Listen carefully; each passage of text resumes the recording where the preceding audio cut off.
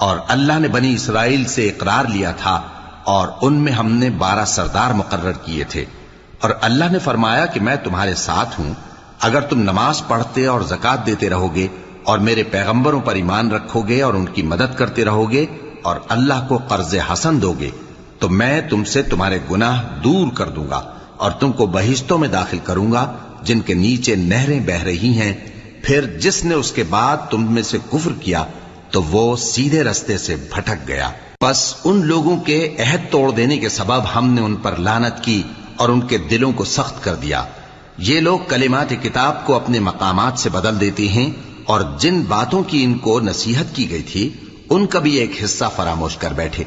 اور تھوڑے آدمیوں کے سوا ہمیشہ تم ان کی ایک نہ ایک خیانت کی خبر پاتے رہتے ہو، سو انہیں معاف رکھو اور ان سے درگزر کرو۔ اللہ احسان کرنے والوں کو دوست رکھتا ہے۔